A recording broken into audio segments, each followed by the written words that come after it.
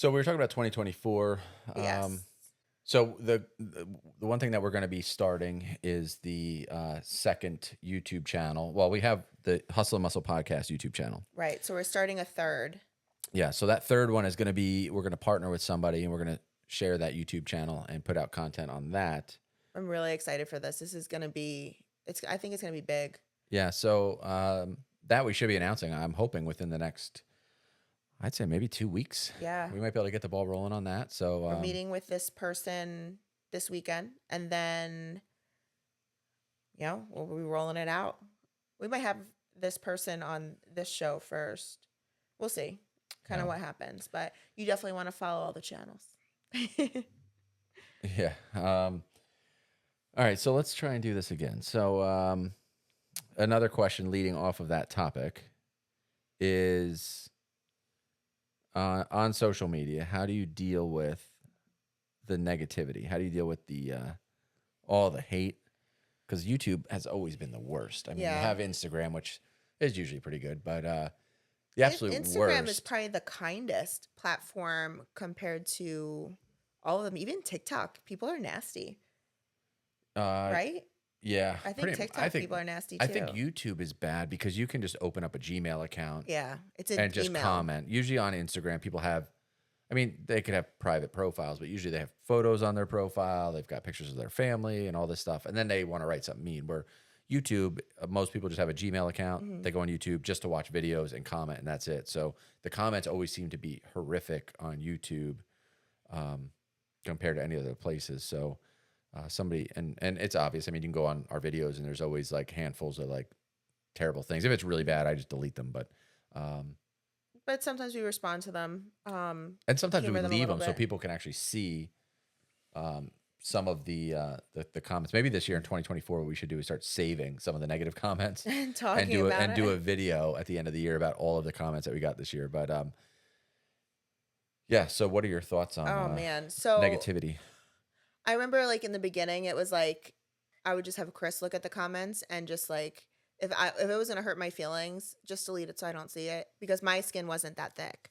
Now, I'm not saying bully me because that's not nice, but I don't have the energy to put myself in a negative position. I have so much going on that I won't let things bring me down. And I think allowing something to have that kind of an impact on you it's a personal preference maybe. Some people like just thrive on negativity. I don't want to see it. I don't want to know about it. And if you provide negativity to my life, whether it be on the internet or whether it be in person, I'll delete you. It's just how it's how I had to become to be successful. And I don't allow it in my life or my family's life. I don't have patience for it. What do you think? Would you agree?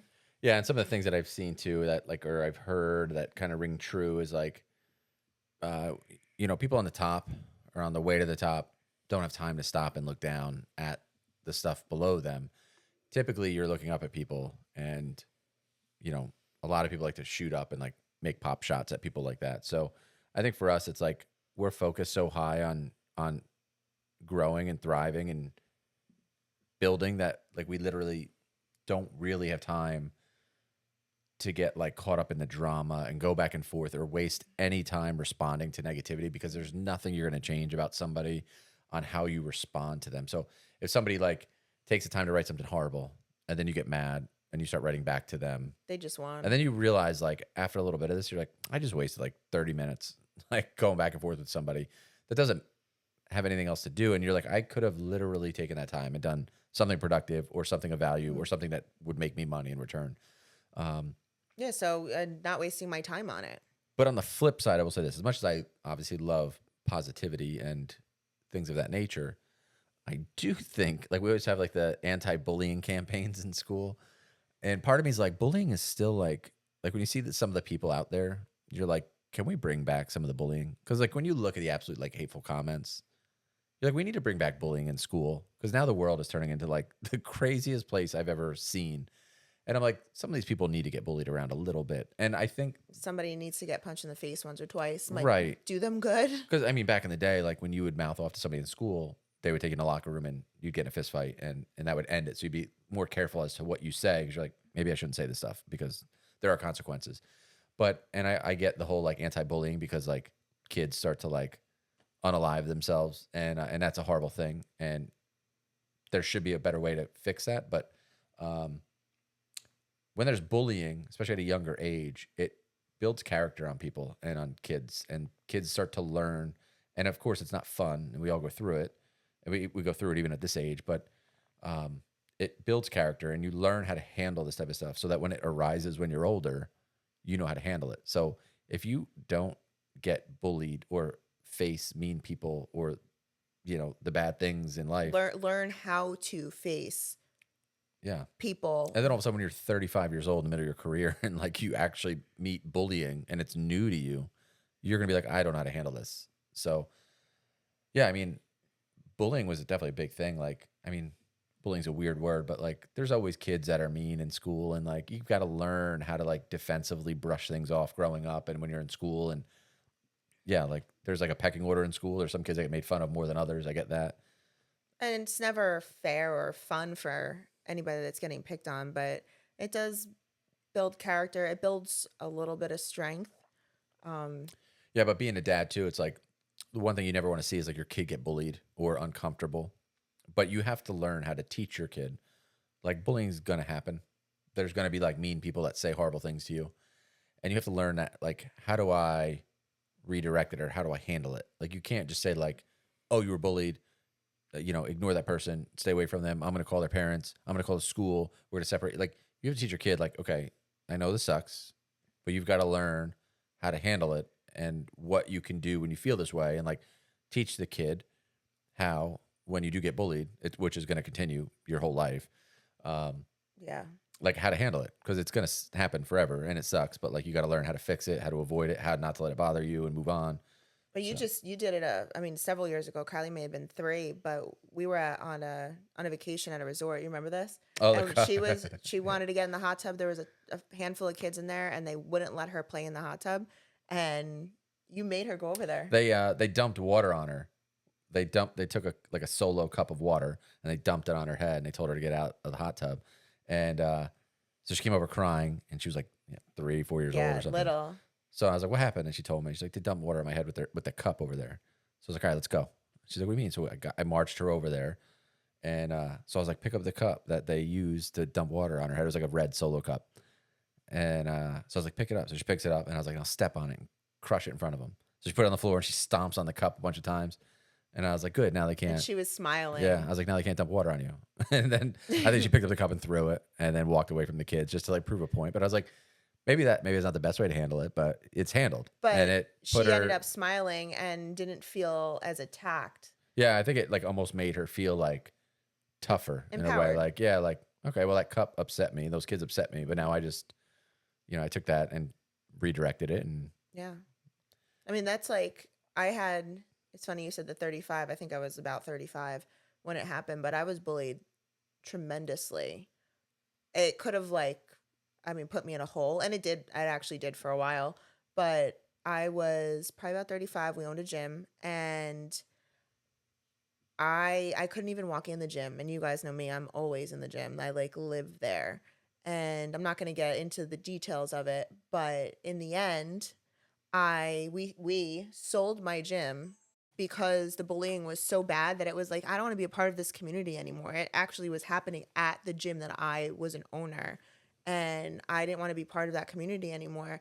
And I said to Chris, I was like, I'll walk away from it. I don't even need to pay out. I want to be done because it's holding me down and dragging me down.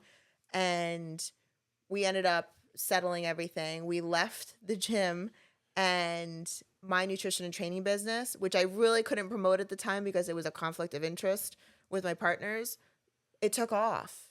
So I took a negative that was crushing me personally, emotionally, physically, and turned it into a huge positive. But I wouldn't have known how to do that had I not been, bullied as a kid and had like a great support system. Like you supported everything that I went through at that time, and it ended up being wonderful for us But because again, I now we're think here. it comes down to just like having to know how to handle it Yeah. and handle things maturely. And it's hard because part of you wants to handle it like the least maturely Oh, way. I wanted to, Right, I but- wanted to be aggressive towards somebody, but I handled it maturely and like an adult and conquered. So it's But a I win. think it's on all, and like somebody said too about like different trolls on different social media Yeah. networks, and I think it's everywhere. I mean, regardless where you're at, I feel like YouTube for us was the worst.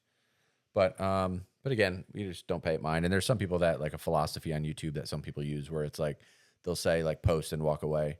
So there's a lot of content creators that'll post a YouTube video on their channel and then they walk away from it and they start working on the next video and they post it and walk away and they ignore the comments completely. So the comments kind of run rampant. Like you'll have positive, negative, and they just let it go and their ideas don't use any energy in the comments. But for us, I feel like the comment section can give you feedback and it can also allow you to interact with people. So I know when I watch people's YouTube videos or their channels, if I can comment something and they comment back to me, I'm like, wow, they're actually taking the time to go through their comments or they're actually interacting back with you. Granted, some people, if they have a bigger platform, they probably pay somebody to possibly do that. So you might also be talking to like an employee. You're actually talking to us. Yeah. On the channel.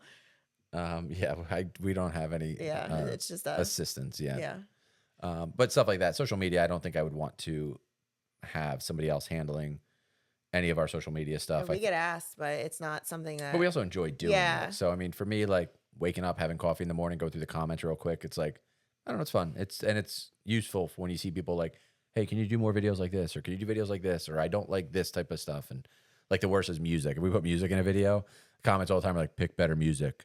I'm like, okay, what would you like me to pick? Just be more specific. Give me some ideas, like play Red Hot Chili Peppers. I'm like, well, we can't. So give me a non-copyrighted artist that will allow me to use their songs in my videos. And they never answer that question. But